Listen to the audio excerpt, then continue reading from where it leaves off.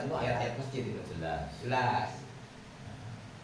Kalau nggak sholat ya pasti zakat gitu loh. Iya. Dan kalau nggak sholat nggak zakat ya nggak punya takwa dan tidak punya beriman kan katanya itu. Kata 13 Rasulullah berdagang kan 13 tahun 20 2 bulan 22 hari lah bahasanya seperti itu. Di Mekahnya itu takwa jatuhnya. Kan seperti yang beriman takwanya di situ. Nah itu kan cuma 9 bulan, 10 bulan dia. Anggaplah Iqbal itu sampai 23 tahun tadi ya. Sebenarnya Madinah itu memang cocok. Cuman kitanya sekarang ini yang jadi masalah, main gontok-gontokan, tarik-tarikan. Itu makanya sama Ustadz Ade kan tadi ya coba ada ide. Nah, kalau Ustadz Ade sendiri kan dia bukan ketua DKM. Betul. Ya. Tapi ada ide untuk satukan ini. Nggak bisa Pak, jadi gini. Bisa. Sesok masjid itu cuma hanya bisa dipegang oleh ketua DKM. Di luar itu dia tidak tahu, tidak tahu dalam jeroan masjid. Nggak tahu masalah. Ini catatan. Oke.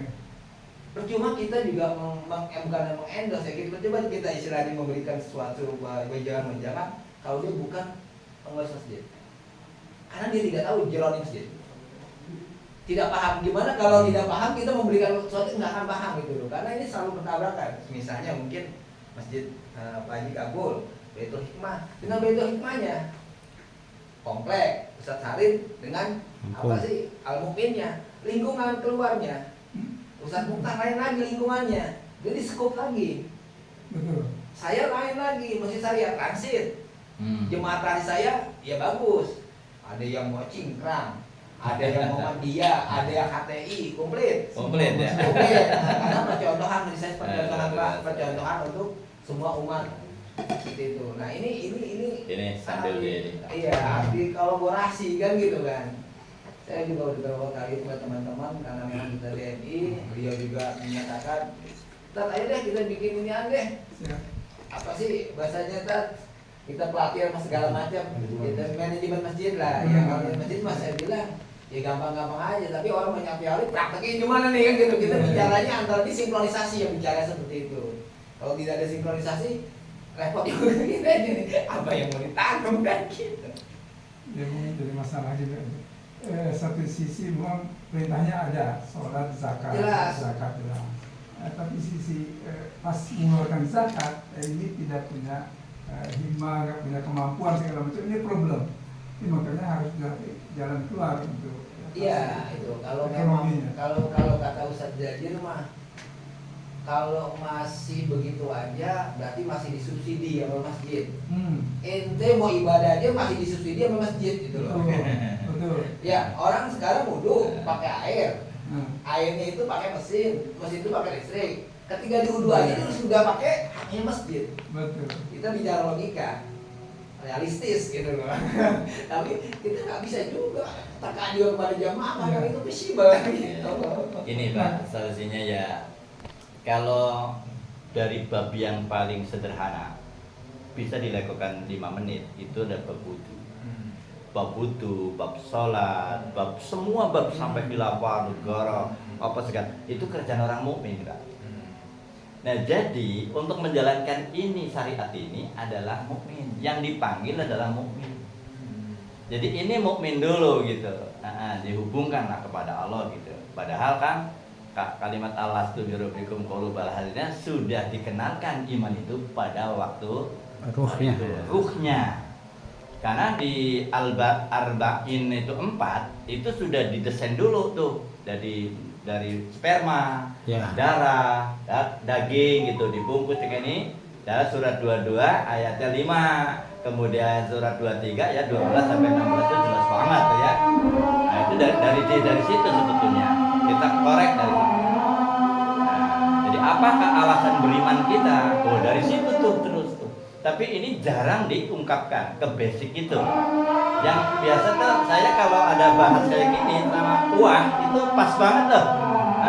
Kadang-kadang saya sampaikan, kemudian uas nyampaikan di YouTube gitu, kayak gitu.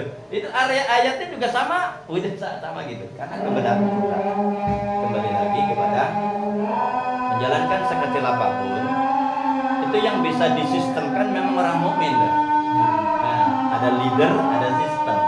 Nah, sampai masuk WC keluar WC, walaupun sebaik apapun tanpa sistem itu ya nggak bisa gitu.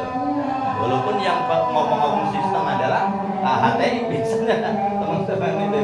Tapi sebetulnya kan bisa di bapak rumah tangga, ibu rumah tangga sama anak-anaknya terima Quran, terima kitab dan sebagainya itu bisa dilakukan dari keluarga, gitu. Nanti yang kayak gitu tuh kasus-kasus tidak infak, tidak ini dan sebagainya itu nanti akan terselesaikan ketika keimanan dia tumbuh gitu.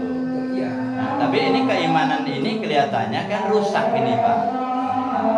Ya. Ya itu tadi kan iman, amanu, percaya. Apa sih arti amanu? Apa sih arti iman kan itu? Iya. Orang kan percaya. Percaya enggak kita ketika kita beriman mendapatkan petunjuk itu. Itu perlu digali lagi. Iya. Perlu digali lagi. Iman itu membenarkan. Jadi membenarkan apa-apa yang dari Allah kan. Iya.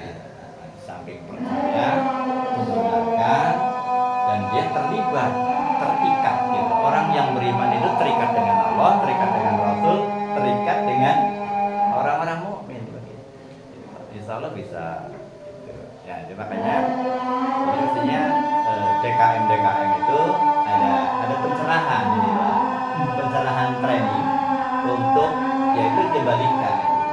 Ini mungkin tidak serta-merta menjadi orang yang ini, tapi paling tidak itu membersihkan ruhnya yang telah beriman kepada Allah itu dibersihkan. Karena syariat itu kan ada di kepala, di hati, di fisik ini. Ini sebenarnya untuk membantu otak, hati, fisik ya, karena yang dipercayakan ruhnya ini. Nah, cuman ruhnya pada terlantar.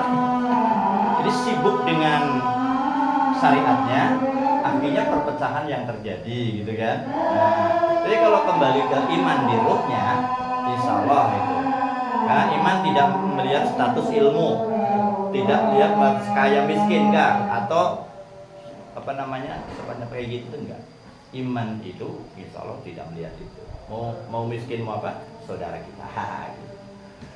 Itu kayaknya itu yang saya ini kan. Ya ini masalahnya di manusianya. Oke. Ketika udah waktu salat, Kita sholat dulu.